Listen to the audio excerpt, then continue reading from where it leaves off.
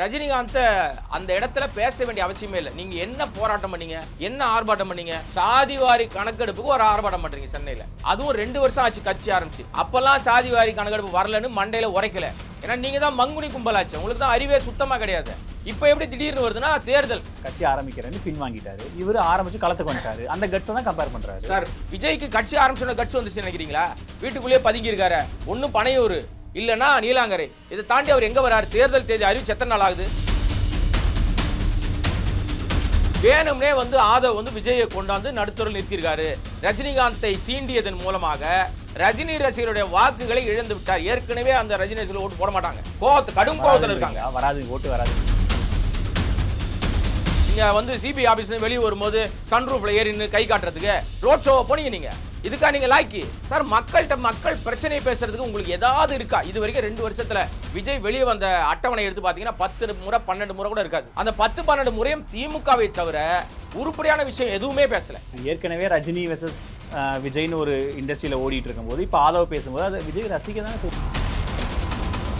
மெர்சல் ஒரு படத்தால் விஜயால் நாசமாய் தெருவுக்கு வந்தவர் அவர். ஒரு பானை சோற்றுக்கு ஒரு சோறு பதம். நீ எத்தனை பேரை காப்பாத்தின? எப்படி நீ ரஜினியோட ஒப்பிடுவ? உனக்கு என்ன தகுதி இருக்கு ரஜினியோட பேசுவதற்கு? பாபான்னு ஒரு படம் எடுத்தாரு, விரும்பி எடுத்தாரு, டோட்டலா லாஸ். தன்னால் தன் படம் நஷ்டமாயிடுச்சுன்னா கூப்பிட்டு வச்சு மொத்த காசு செட்டில் பண்ணவர். நீ பண்ணிருக்கியா? நீ ஃப்ராடு சக்தி, தூய சக்தி கிடையாது. ஏன் அந்த மாதிரி சொல்றேன்னா, இது கடுமையான வார்த்தையா கூட இருக்கலாம். ஆனால் நீ மாய சக்தியா இருக்க, தப்பான சக்தியா இருக்க. காரணம் என்னன்னா, 15 கோடியை வாங்கி பதுக்கிட்டு நான் ஊழலே பண்ண மாட்டேன்னு 1.5 கோடி அபராதம் போட்ட பிறகு கட்டாம இன்னைக்கு வரைக்கும் இழுத்து வச்சிட்டு இருக்க. நீ நல்லவனா? ரஜினிக்கு நிகரான ரசிகர்கள் இருக்காங்க. இல்ல, அதுதான் சார் பொய். ரஜினியை விட அதிக சம்பளம் வாங்குறாரு. மீடியாவை எதிர்கொள்ள தைரியம் இல்லாத, துப்பில்லாத விஜய், அவரை கூட சுத்தி இருக்கிற நபர்கள் ரஜினிகாந்த் குறித்து பேசுவதற்கு எந்த தகுதி இருக்கு? சம்மர் வந்தாச்சு. What's your plan for this holiday? எங்க கிட்ட விட்டுருங்க, நாங்க பாத்துக்கிறோம். VGT Holidays. GT Holidays, South India's #1 travel brand. Arabian garden seafood restaurant. Bad taste meets elegance. இப்போது புதிய அறிமுகம் ஆச்சி ஹோட்டல் சாம்பார் 50 கிராம் ரூபாய் 20 மட்டுமே. நியூஸ் கிளிட்ஸ் நேயர்களுக்கு வணக்கம். இன்றைய சிறப்பு நேர்காணலில் நம்மோடு திரை விமர்சகர் திரு கோடாங்கி ஆபிரகாம் நம்மோடு இணைந்திருக்கிறார். அவரை வரவேற்று நிகழ்ச்சிக்குள் போகலாம். சார் வணக்கம். வணக்கம். இந்த ஆதவர்ஜுனா வெர்சஸ் ரஜினி இஷ்யூ ஓடிட்டே இருக்கு. ஆதவ் அர்ஜுனா வெர்சஸ் ரஜினி சொல்றதுக்கு தகுதி இல்லாத நபர் ஆதவ். நீங்க சொல்லுங்க. பிரச்சனை அதுதானே. இப்போ நம்ம என்னன்னா, அவர் சொன்ன விமர்சனம் எல்லா தரப்புல இருந்து கண்டனம். இன்னைக்கு ரஜினி சார்ட்டதும் கண்டனம் வந்துருச்சு. இது கண்டிக்கத்தக்கதுன்னு யாரெல்லாம் அவருக்கு ஆதரவு தெரிவிச்சாங்களோ நன்றி சொல்லிட்டு காலம் பேசாது, ஆனால் பதில் சொல்லும் அப்படிங்கிற மாதிரி ஒரு பதிலை போட்டு முடிக்கிறாரு. இது எப்படி போகும்னு நினைக்கிறீங்க? ரஜினி ரசிகர்கள் எல்லாம் விஜய்க்கு எதிராக திரும்ப போகிறாங்க அப்படின்லாம் நிறைய பத்திரிகையாளர்கள் இன்டர்பிரேஷன் கொடுக்குறாங்க.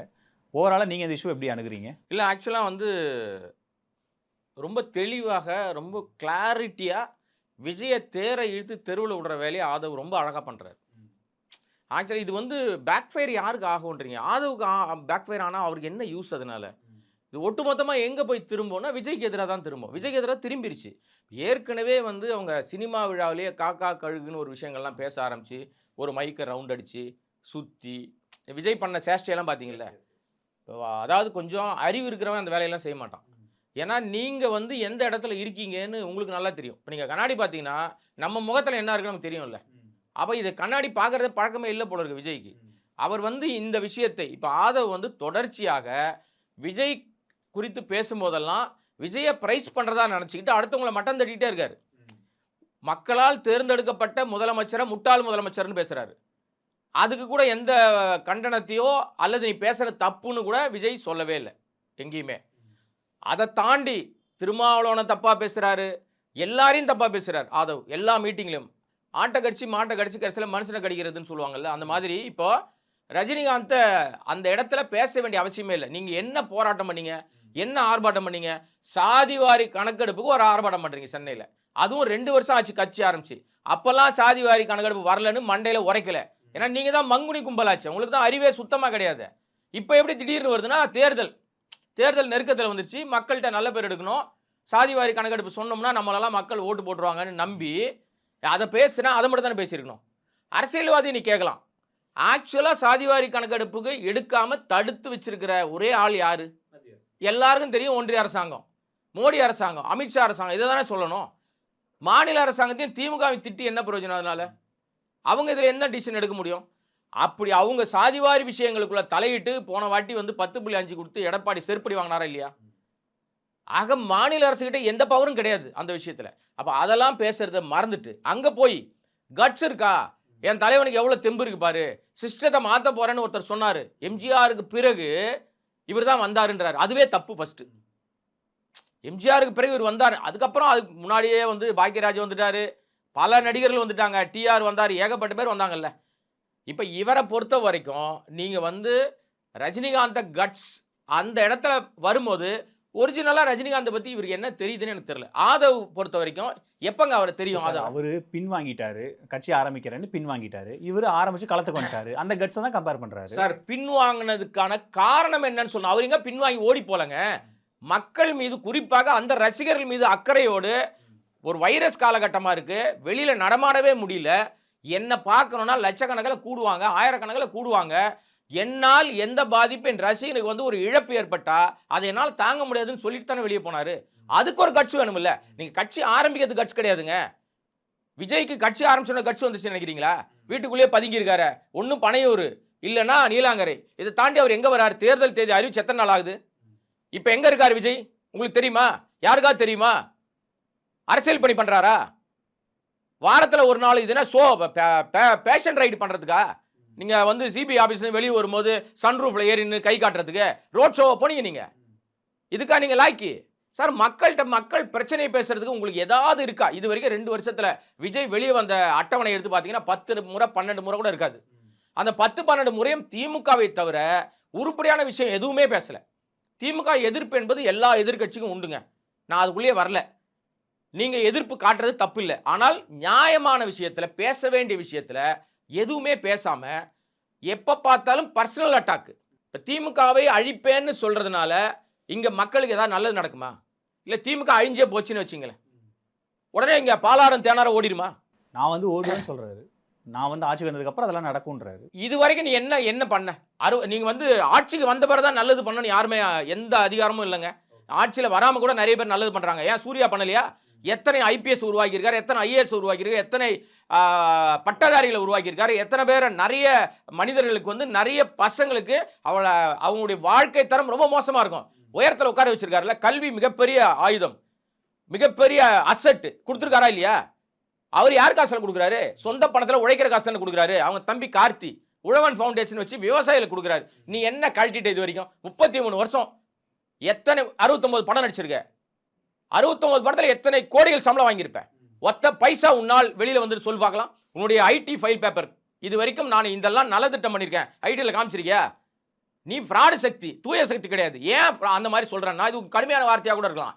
ஆனால் நீ மாய சக்தியா இருக்க, தப்பான சக்தியா இருக்க. காரணம் என்னன்னா, 15 கோடியை வாங்கி பதுக்கிட்டு நான் ஊழலே பண்ண மாட்டேன்னு 1.5 கோடி அபராதம் போட்ட பிறகு கட்டாம இன்னைக்கு வரைக்கும் இழுத்து வச்சிட்டு இருக்க.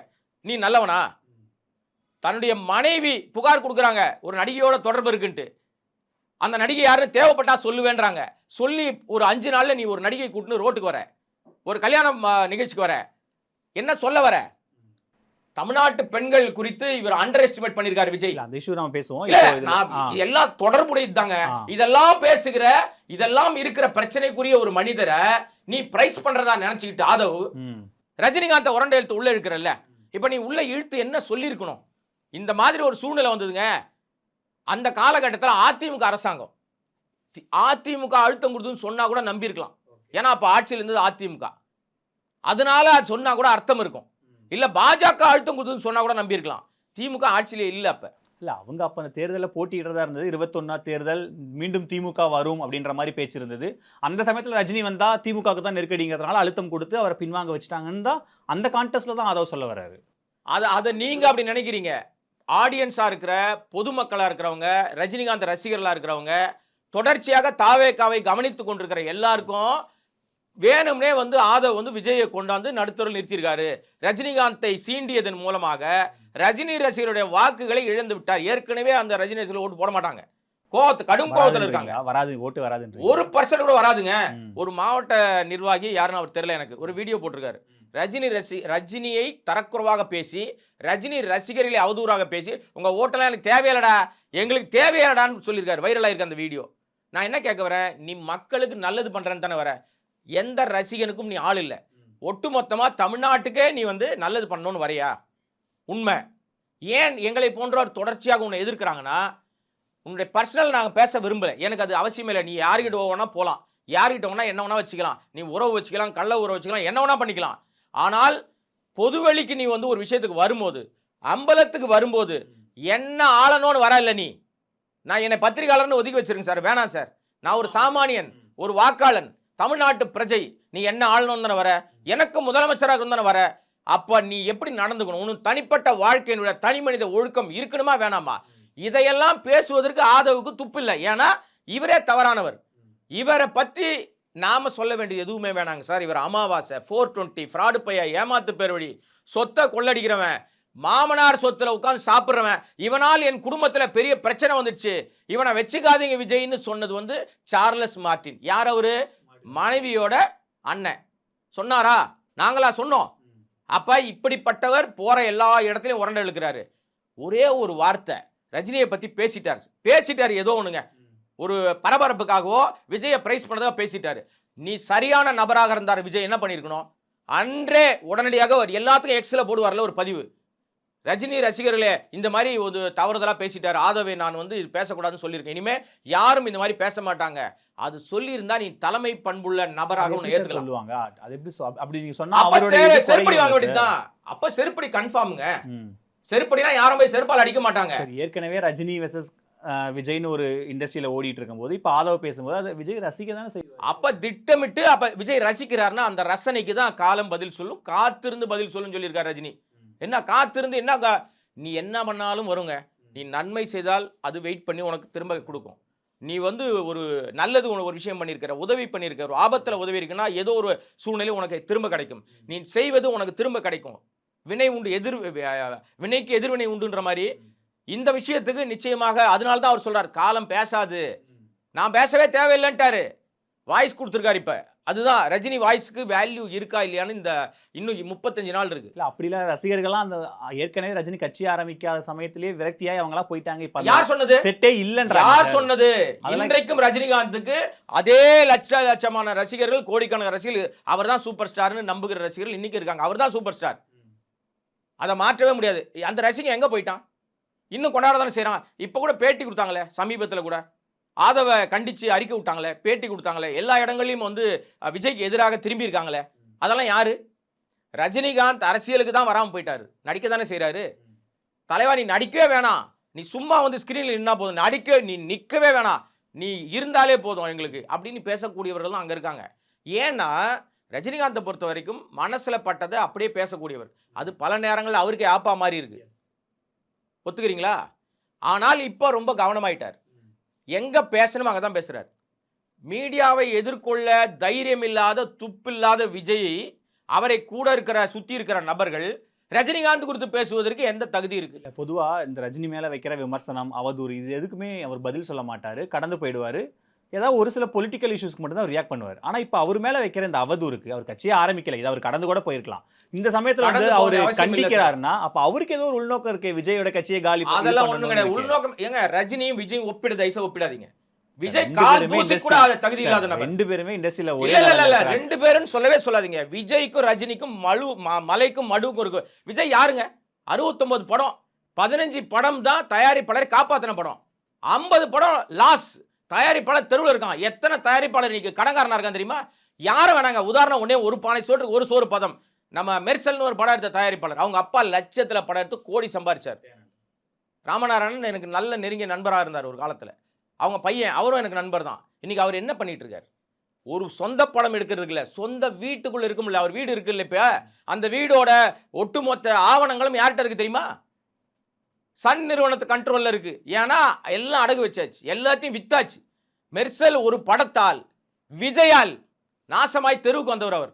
ஒரு பானை சோறு ஒரு சோறு பதம். நீ எத்தனை பேரை காப்பாத்தின? எப்படி நீ வந்து ரஜினியோட ஒப்பிடுவ? உனக்கு என்ன தகுதி இருக்கு ரஜினியோட பேசுவதற்கு? சார், அடிப்படையில நீ உங்க அப்பாவால வந்திருக்க. ரஜினிக்கு நிகரான ரசிகர்கள் இருக்காங்க. இல்ல, அதுதான் சார் பொய். ரஜினியை விட அதிக சம்பளம் வாங்குறாரு. என்னத்த சம்பளம்? நான் திருப்பி கேட்கிறேன், என்ன சம்பளம் நீ வாங்கி கிழிச்சிட்ட சொல்லு பாப்போம். 69 படத்துல உனக்கு என்ன சம்பளம் வந்துச்சு? மாஸ்டர் உனக்கு எப்ப 100 கோடி 3 இலக்க சம்பளம் எப்போ உனக்கு கிடைச்சது? மெர்சல்ல தான் கிடைச்சது. மெர்சல் தயாரிப்பாளர் தெருவு கொண்டாரா?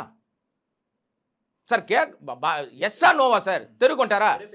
அதுக்கப்புறம் தொடர்ந்து எடுத்த படம்லாம் ஒன்று உங்கள் உறவினர் பேரில் படம் எடுப்பீங்க, இல்லை நீங்களே ஆளை செட் பண்ணி எடுப்பீங்க. இப்போ ஜனநாயகன் வரைக்கும் வந்திருக்குல்ல, ஜனநாயகன் ப்ரொடியூசர் யாரோ கர்நாடகாவை சேர்ந்தவர், இணை தயாரிப்பாளர்னு என் தம்பி ஜெகதீஷ் தான் உட்காந்துருக்காருங்க. ஜெகதீஷுக்கு இவ்வளவு இணை தயாரிப்பாளராகி இவ்வளவு பணம் போடுவதற்கு எங்கேருந்து பணம் வந்துச்சு? அவங்க அப்பா பெரிய லேண்ட்லாடா? எனக்கு தெரியும், என் தம்பின்றதுனால தான் சொல்கிறேன் நான். அப்போ விஜய் பணம் தான் அங்கே வந்திருக்குன்னு நான் குற்றம் சாட்டுறேன். உன் பணத்தையே கொடுத்து நீயே உனக்கு சம்பளத்தை ஏற்றிக்கிட்டு 200 கோடி வாங்கின, 100 கோடி வாங்கின, 300 கோடி வாங்கினேன்னு சொல்லிட்டு, இப்போ நம்ம லலித் இருக்கார் இல்லையா, அவர் ஒரு படம் எடுத்தார். அந்த படத்துக்கு அவர் வந்து அந்த நேரத்தில் பெரிய பில்டப்பு, 220 கோடி 230 கோடிலாம் சொன்னானுங்க. அவர் ஐடியில் எவ்வளோ ஃபைல் பண்ணார்? எவ்வளோ ஃபைல் பண்ணார் தெரியல எனக்கு. 120 கோடி கூட ஃபைல் பண்ணல அவர். லியோ படத்துக்கு சொல்லுங்க. லியோ படத்துக்கு எதுக்கு எவ்வளோ பில்டப் அப்போ உங்களுக்கு? சார் சிம்பிளாக சொல்லணும்னா மாஸ்டர் படத்துக்கு இவங்க எவ்வளோ சொன்னாங்க? கிட்டத்தட்ட 140 கோடி வாங்கினாருன்னு சொன்னாங்க. மாஸ்டர் தயாரிப்பாளர் ஐடியில் ஃபைல் பண்ணுறாரு. ஐடி ஃபைல் பண்ணதை கூட விட்டுருங்க, இன்னும் உங்களுக்கு கிளாரிட்டியாக சொல்கிறேன். ரெய்டு நடந்துச்சா? அவர் நெய்வேலியிலேருந்து அவரை குற்றவாளி மாதிரி கூப்பிட்டு வந்தாங்களா? அந்த நேரத்தில் ரெய்டில் கணக்கு காட்டப்பட்ட விஷயம் என்ன தெரியுமா? 80 கோடி ரூபாய் தான் சம்பளம் கணக்கு காட்டினாங்க. அப்போ கள்ளப்பணம் வாங்குறவன் தானே நீ எவ்வளோ வேணா வாங்கிக்கோ. அரசாங்கத்துக்கு வெளிப்படையாக நீ வந்து கணக்கு காட்டி வாங்குற சம்பளம் அவ்வளோதான். ரஜினிகாந்தை வந்து நீங்கள் சம்பளத்தில் மட்டும் உயரத்தில் ஒப்பிட முடியாது சார். அதை தாண்டி அவர் இந்த சினிமா துறைக்கு என்ன பண்ணியிருக்காரு, அந்த மக்களுக்கு என்ன பண்ணியிருக்காரு, தயாரிப்பாளர்கள் என்ன பண்ணியிருக்காரு? தன்னால் தன் படம் நஷ்டமாயிடுச்சுன்னா கூப்பிட்டு வச்சு மொத்த காசு செட்டில் பண்ணவர். நீ பண்ணியிருக்கியா? பாபான்னு ஒரு படம் எடுத்தார், விரும்பி எடுத்தார், டோட்டலாக லாஸு. எல்லாரையும் கூப்பிட்டு சில பேர் பிச்சை எடுக்கிற போராட்டம்லாம் பண்ணாங்க. ஆனால் அதுக்குள்ளேயே இவர் எல்லாரையும் கூப்பிட்டாரு. வேணும்னே இவர் பேரை கெடுக்கிறதுக்காக சில பேர் அந்த வேலையெல்லாம் பார்த்தானுங்க. எல்லாரையும் கூப்பிட்டாரு. உனக்கு என்ன லாஸு, உனக்கு என்ன லாஸு, உனக்கு எல்லாத்தையும் செட்டில் பண்ணிட்டாரா? அருணாச்சலம்னு ஒரு படம் எடுத்தார். ஒரு பட்ஜெட் சொல்லி படம் எடுக்கிறாங்க. அந்த படத்தை குறைந்த காசுலேயே முடிச்சிட்டாங்க படத்தை. பேலன்ஸ் காசு நின்று போச்சுன்னு அந்த எக்ஸிக்யூட்டிவ் தயாரிப்பாளர் கொண்டு போய் கொடுக்குறாரு. அவர் எல்லா டெக்னீஷியனும் பிரித்து கொடுத்துருன்ட்டார். ராகவேந்திரான் அவருடைய 100வது படம் விரும்பி தான் எடுத்தார். படம் லாஸு. அதை பற்றி கவலையே படலை, ஏன்னா அவருடைய சொந்த உழைப்பு. அடுத்தவனை தெருவில் விட்டுட்டு குளிர் காஞ்சிக்கிட்டு இருக்கிற ஆட்களை விட ரஜினிகாந்த் எவ்வளோ மேல், இதையெல்லாம் தான் பார்க்கணும். நீங்கள் அவரால் நன்மை யார் அடைஞ்சிருக்காங்கன்றது, இப்போ நீ ஒன்னால் என்ன நன்மைன்னு லிஸ்ட் போட முடியுமா? ரஜினிகாந்த் என்ன பண்ணாருன்னு எல்லாருக்கும் தெரியும். விஜய் என்ன பண்ணியிருக்காரு கேட்டால் நோட்டு புக் கொடுத்தாருவாங்க. ஸ்பான்சர் நான் சொல்லிட்டேன், அது யார் ஸ்பான்சர்னு? கோல்டு காயின் கொடுத்தாரு. கோல்டு காயின் யார் ஸ்பான்சர்? நான் சொல்லிட்டேன், எல்லாமே ஸ்பான்சரா. இது பால் முட்டை கொடுக்குறாங்கன்னு சொல்லுவாங்க மன்றத்துல இருந்து. மன்றம் காசு ஏது நீங்க கொடுக்குற? எல்லா ஆட்கள்கிட்டையும் நீ வந்து ரசிகன் அந்த 1000 ரூபா கொடு, 2000 ரூபா. இந்த தன்னெழுச்சி கூட்டம்னு சீன் போடுறாங்களே, அதெல்லாம் ஒன்றும் கிடையாது சார். எல்லார்ட்டையும் அவங்க ரசிகர்கள் அன்றாடம் காட்சிகளாக இருக்கிறவன் அவன் 1000 2000 போட்டுக்கிட்டு வேனை வச்சுட்டு வரானுங்க. அமைப்புலேருந்து கட்சியிலேருந்து ஒத்த பைசா கொடுக்கல நீ இது வரைக்கும். ஆனால் வசூல் பண்ணிட்டு இருக்கீங்க. ஒரு வேட்பு மனு விருப்ப மனுவியை நீங்கள் 100 ரூபா போட்டு 50,000 மனு வித்துச்சின்னு 50 லட்சம் கல்லா கட்டின ஆட்கள் தான் நீங்கள். ஆனால் திரும்பி வந்த மனு 100 கூட கிடையாது. அதில் டிடியோட வந்த மனு 50 கூட கிடையாது. இதுதான் உங்கள் லட்சணம். ஸோ ஒட்டுமொத்தமாக இவர்கள் மிக மிக மோசமான ஒரு அரசியலுக்கு புதிய ஒரு அரசியலை கொடுக்குறாங்க, தப்பான அரசியல். அதை வந்து மடமாத்துறதுக்காக யார் மேலேயாவது ட்ராவல் பண்ணணும், யாரையாவது உரண்டை இழுக்கணும், யாரையாவது பரபரப்பாக்கணும். விஜய் வீட்டை விட்டு வெளியில் வரமாட்டார் சார். பனையூர்லையோ ஈசிஆரில் இருக்கிற அந்த நீலாங்கரையிலையோ உட்காந்துருப்பார், வரமாட்டார். ஆனால் எல்லா மீடியாவும் அவரை பற்றி பேசும். ஏன்னா காரணம் இதுதான். இப்போ பாரு, நாங்கள் அவங்க என்னை கூப்பிட்டாங்கன்னு சொன்னாங்க, இவங்க என்னை கூப்பிட்டாங்கன்னு சொன்னாங்க, எல்லாரும் கூப்பிட்டாங்க. இந்த ஒரு படத்தில் இவங்க கோவை சரலா சொல்லுவாங்க, அமெரிக்காவில் கூப்பிட்டாங்க, ஆப்பிரிக்காவில் கூப்பிட்டாங்கன்னு ஒருத்தரும் கூப்பிட்டுருக்க மாட்டான். ஆனால் இவங்களே இவங்களுடைய பிஆர் டீம் வச்சுக்கிட்டு இவங்களுடைய ஒரு விஷயங்கள் வச்சுக்கிட்டு பெரிய லெவலில் இவங்க வந்து பிரச்சாரம் ப்ராபகண்டா பண்ணுறாங்க, பிரிக்கிறதுக்கான எல்லா வேலையும் செய்வாங்க. பட் ஆனால் இது இப்படி பேசினா ரஜினி ரசிகர்கள் நமக்கு எதிராக திரும்புவாங்க, இது நமக்கு பின்னடைவை ஏற்படுத்தும்னு தெரிஞ்சுதான் ஆதவ் இப்போ பேசுறாரு. எனக்கு தெரிஞ்சு ஆதவ் வந்து யாருடைய ஸ்லீப்பர்ஸ் எல்லாம் வேலை செய்யறாரு போல இருக்கு. ஏன்னா ஏற்கனவே விஜய காலி பண்றதுக்கான வேலையை ரொம்ப தெளிவா செய்யறாருங்க. அவர் எல்லா இடங்களிலும் தவறா தான் பேசுறாரு. நீங்க சொல்ற அதே சார்லஸ் வந்து திமுகவோட ஸ்லீப்பர் செல்னு எனக்கு அது தெரியல. ஆனா அவர் பேசுற பேச்செல்லாம் நீங்க எடுத்து பாருங்களேன். அப்ப அவர் யாருக்கோ வந்து தவறான ஒரு நபராக தான் இருக்காரு. அவர் தெரியுது இல்ல, அப்ப ரஜினிகாந்தை திட்டுனா நமக்கு வர்ற ஓட்டு கூட வராதுன்னு தெரியும். விஜய்க்கு ஏற்கனவே இங்கே ஓட்டு வருமானு தெரியல சார். கருத்து கணிப்பு எல்லாம் போய் சார், காசு கொடுத்து பண்ணக்கூடிய சர்வே. எந்த காலத்திலும் சர்வே நான் நம்ப மாட்டேன். ஏன்னா இங்கே சர்வே என்ன சொல்லுதோ ரிசல்ட் மாறி தான் வரும். இப்போ விஜய் ஒரு பெரிய ஆபத் பாந்தவனா உருவாக்குறதுக்கு ட்ரை பண்ணுறாங்க. எனக்கு தெரிஞ்சு விஜய் என்ன செஞ்சுட்டாருன்னு ஏதாவது ஒரு நன்மை சொன்னாங்கன்னா நான் விஜய்க்கு ஆதரவாக பேசுகிறேன். ஒரு நன்மை, ஒரு நல்லது அஜித் செய்கிறார் சார். அவர்கிட்ட கவனத்துக்கு போற எல்லா விதத்துக்கும் உதவி செய்றார். மெடிக்கல் உதவிகள்னா உடனே செய்றார். அவருடைய அறக்கட்டளை மூலமாக எங்கேயோ உட்கார்ந்திருக்காரு. சம்மர் வந்தாச்சு. What's your plan for this holiday? எங்க கிட்ட விட்டுருங்க, நாங்க பாத்துக்கிறோம். VGT Holidays. GT Holidays, South India's #1 travel brand. Arabian Garden Seafood Restaurant.